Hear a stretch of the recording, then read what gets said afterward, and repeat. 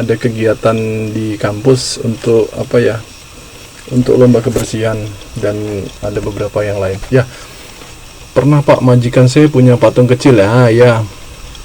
Terus ada lambang keadilan, matanya ditutup. Ya, kalau misalnya kalau suka Metallica tuh ada salah satu albumnya tuh Justice for All itu. Nah, itu lambangnya itu yaitu Dewi Keadilan, tutup matanya, pegang dacing, namanya dacing. Dacing itu ya timbangan itu lah. Nah, zodiak Libra, Mbak Novi. Ya. Jadi neraca ya itu juga bisa, itu timbangan ya. Jadi dalam apa namanya, dalam teori keadilan ini biasanya itu kan dilambangkan dengan itu tadi, timbangan itu. Jadi kalau misalnya semakin berat yang timbangan sebelah kiri, maka itu baik. Tapi kalau yang kanan, maksudnya yang kanan yang baik, yang kiri yang tidak baik. Semakin ke kiri, maka dia semakin tidak baik ceritanya, dan semakin ke kanan itu semakin baik. Jadi Pak, bagaimana yang baik? Yang baiknya yang seimbang, tidak berat, tidak ringan, kayak gitu ceritanya gitu. Nah, Pak, ada masalah ini Pak, saya misalnya begini. Saya itu Pak sudah kerja, ini cerita nih dalam sebuah ini kasus gitu. Jadi gini, misalnya gini, Pak, saya ini kan sudah kerja lama Pak, sudah sekitar berapa tahun ini Mas, saya itu kerja di departemen ini sudah sekitar 15 tahun Pak. Terus pekerjaan saya tuh saya kerjakan semua dengan baik dan benar. Tapi teman saya itu Pak, anak baru itu, dia baru masuk, tapi dia dikasih ini Pak, dikasih posisi, terus dia juga dikasih kenaikan gaji yang kalau saya pikir tidak adil gitu. Nah, terus saya bilang, ya sudah, tetap aja berbuat baik, yang penting ikhlas, saya bilang begitu. Karena pada akhirnya bukan kita sama dia, tetapi ketika kita berbuat baik terus menerus, itu nanti antara kita dengan yang Maha Kuasa Mas, terus berbuat baik dan benar dan ikhlas, saya bilang begitu. Nggak apa-apa, itu rezeki nggak kebagi kok. Tapi saya sakit hati Pak. Ya, itu manusiawi. Tapi paling tidak suatu saat nanti Anda akan menjadi sorotan yang baik. Karena tidak selamanya pimpinan itu akan ditaruh di situ. Tapi Mas punya pilihan, saya bilang. Pilihannya karena kan Mas kan punya kemampuan, saya bilang. Punya kemampuannya apa? Ijazah Mas itu di levelnya ini level bagus sarjana. Terus Mas juga punya pengalaman kerja. Kalau memang sudah merasa tidak cukup, tidak sanggup di sini, ya Mas punya pilihan yang lain. Mas bisa hijrah ke tempat yang lain.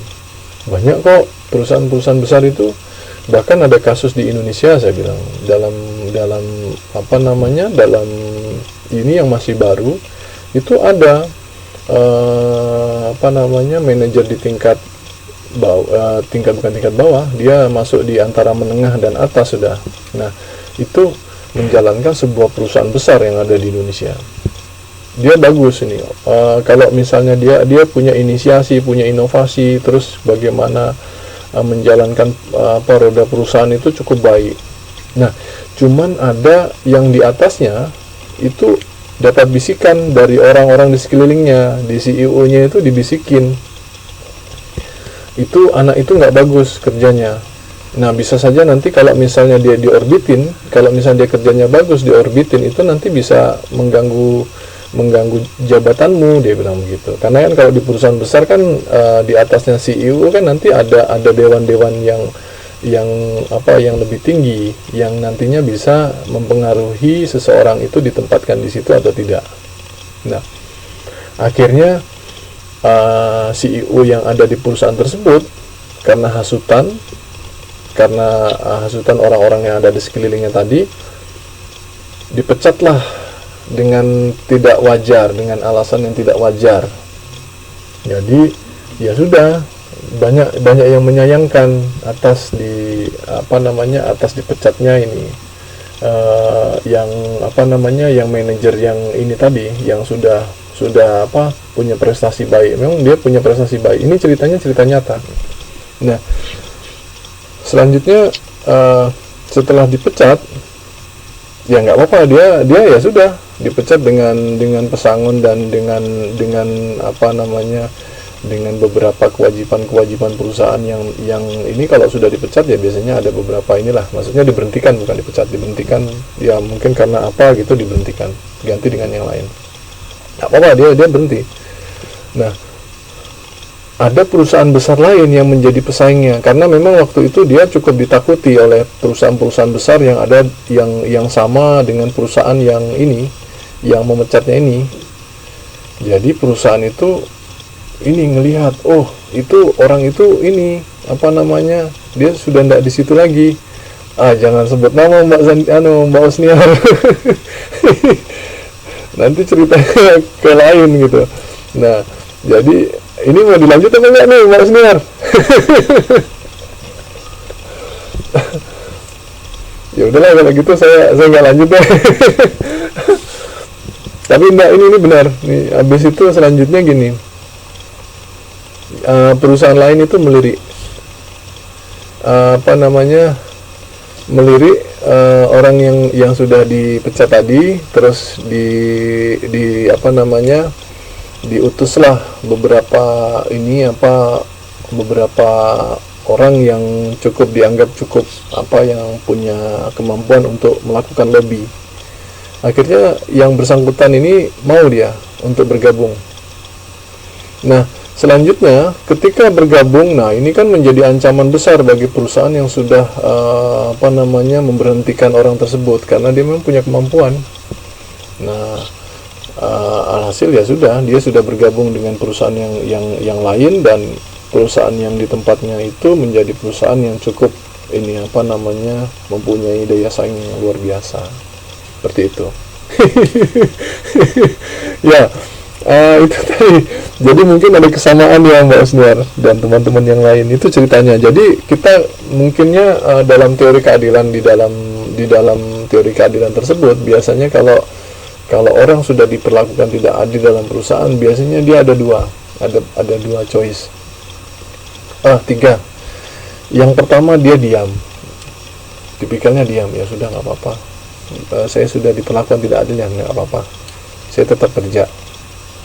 Nah, yang kedua, wah saya ini diperlakukan tidak adil nih, saya melawan. Nah, itu ada berontak, gitu. Nah, yang ketiga, apa tadi yang mau saya ngomong, saya habis ingat Mas Basufi tadi, langsung lupa ini. Pertama dia diam, ya sudah gini aja, ada dua aja deh. Yang pertama dia diam, ya sudah nggak apa-apa, saya diperlakukan itu, Allah Maha Adil, nanti biar Allah yang balas. Ya, yang kedua itu dia berontak, yang ketiga dia mengundurkan diri. Ya, betul Mas Basufi. Ya, itu. Ya sudah, nggak apa-apa, mundur, berhenti, kerja tempat lain, seperti itu, bisa. Itu ya. Teori keadilan ini yang sering kita temui, cuman tanpa disadari. Nah, terus gini,